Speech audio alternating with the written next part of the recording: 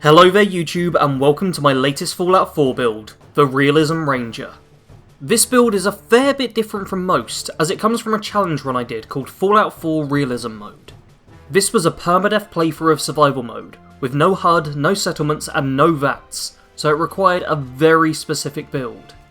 If you want to take a look at that series and see how this character plays, then there will be a link in the description. But if you're looking to recreate the build yourself, then just keep watching. He knew pain. He knew suffering. He knew death. His time in the army had taught him those things. He'd watched the brave cry out in terror as their life was torn away, and seen the cowardly turn on their friends in the hope that sins would lead to salvation. Amidst the blood, smoke and ghosts of the battlefield, he learnt the true meaning of mortality. Everyone dies, and life is merely us scrambling for purpose before the Reaper claims us. But if life is ultimately going to end and death is inevitable, then surely he should just give in and let it take him. No. Just because you know how it ends, it doesn't mean you should ignore everything that comes before. Trusting to hope was foolish, but if there was some way to cheat death, then he sure as hell was going to stick around long enough to get it for himself. This led to him learning of the rebellion that had taken place within the army, of the terrible things that had been allowed to take place in the name of victory, and most importantly, it led him to learn of her. She was a monster hidden in the shell of a beautiful woman. Her name was obviously a fake, but digging up a real one would no doubt prove more trouble than it was worth. Sometimes ignorance held a greater reward than mere bliss. It took a great deal of effort on his part to end up married to her. He knew she would need to lay low sometime in the future, so he made certain that the only place she could rely on would be with him.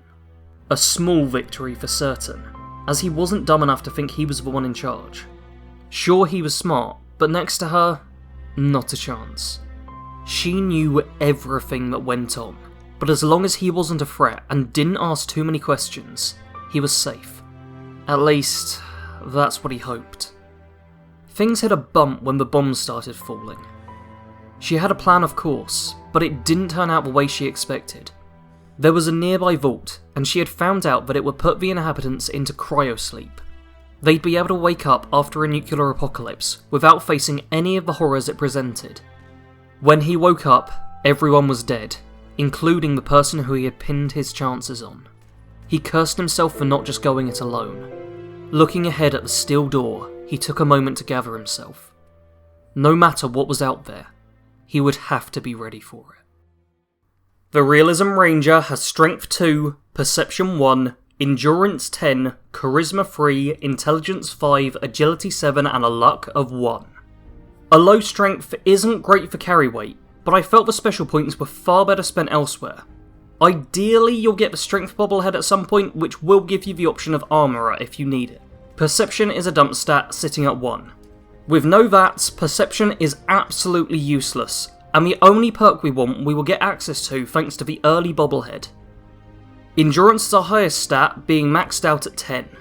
Throwing permadeath into any equation means you want to be able to take as many hits as possible. I wouldn't categorise this character as a tank build, but he still needs to take a great deal of punishment in case things go wrong. Charisma has been set to 3 for the insanely overpowered Lone Wanderer perk. In addition, it does help out somewhat with earning more caps whilst bartering, and gives us some small advantage in speech checks. Intelligence is at 5, half for levelling and half for perks. Once you get the bobblehead, you'll end up with access to both Gun Nut and Science, allowing you to drastically improve weapons if needed.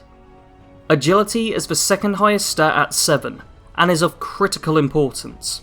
High agility not only means good perks, but it also makes us better at sneaking, and helps with running away by giving more action points for sprinting.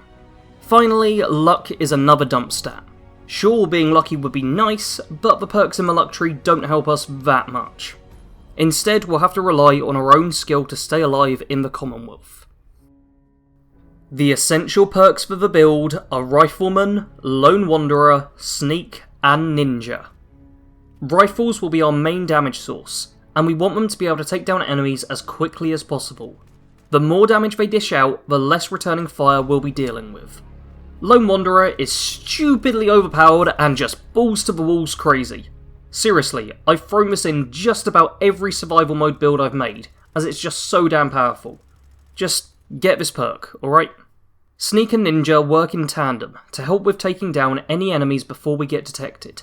Ninja grants higher damage multipliers the more ranks you get, but Sneak is still the more important of these two. Not only does it ensure we stay hidden, but it can lead to you not having to worry about traps or mines. In my challenge run, I was constantly worried about stepping on a mine, as I knew it would be game over, so as soon as I hit level 12, I made sure to get the 3rd rank of Sneak. The additional perks for this character are Life Giver, Aqua Boy, and Gun Nut. Life Giver gets overlooked a fair bit, but extra health is a godsend on a permadeath playthrough. And if you make it to level 20, you can get constant health regeneration, which will save no end on valuable healing items. Aqua Boy is a utility perk that's hugely situational, but also absolutely brilliant at the same time. No longer do you have to worry about going in water. Instead, dive straight in, knowing that you won't drown or take any rads.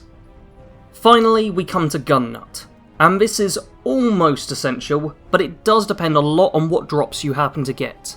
You want your weapons to be dealing as much damage as possible, but additional attachments such as the stock, scopes and silencers can prove just as important. This of course isn't a huge number of perks to focus on, and I have mentioned in the previous segment a couple of other perks you may want to go for. Depending on how far you make it and what you're encountering, you may end up needing to make some difficult choices as to what will be the best perks to take. Once it reaches that stage, I'm afraid the best I can do is wish you luck. The main faction for this build is the Brotherhood of Steel. By joining up with them, you will be granted a free suit of T60 power armor, and, if you manage to kill all the mutants of Full Strong, some Vertibird signal grenades too. In my opinion, this is the best faction to side with on survival mode. However, do make sure you listen carefully to what everyone says to you. The last thing you want is to annoy the entire Brotherhood whilst you're aboard their airship. You can of course side with any other factions that you see fit. All of them grant benefits of some sort, however if you're going along with a challenge run, the Minutemen are basically useless to you. As we use Lone Wanderer, there aren't any followers for this build. This does mean you'll normally have to do everything yourself, but when you do get a temporary quest follower or just run into friendlies, make sure they do the heavy lifting for you.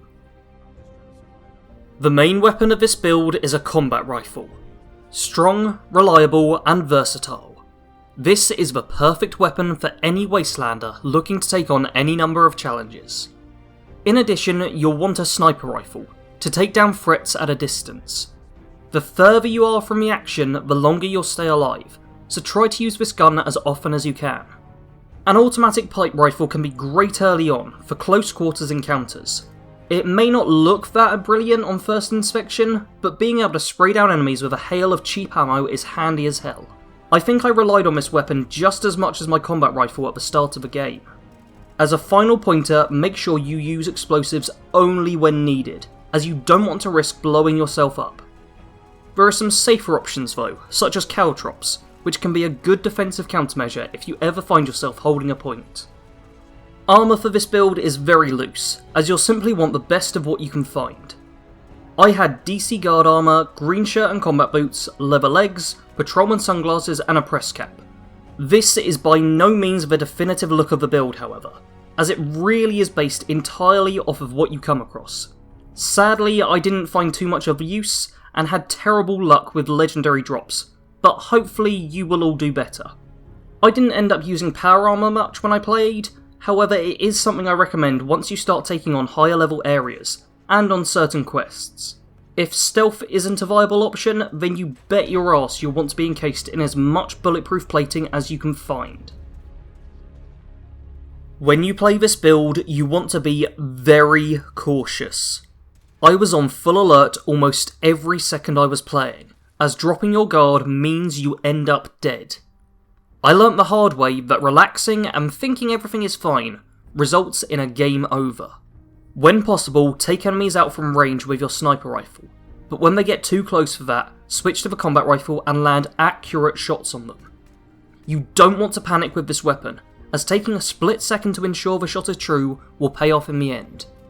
If you do end up getting rushed without time to properly react, then use the auto pipe rifle, as this can be a great way to get maximum DPS on the enemy. Additionally, you'll want a good supply of drugs at your disposal. The downsides of them can be severe, but when it's a choice of drugs or death, I know which one I'd pick. In terms of roleplaying, your one and only goal is survival. Sure, you might want to defeat the Institute or take a trip to Nuka World, but your number one priority is always staying alive.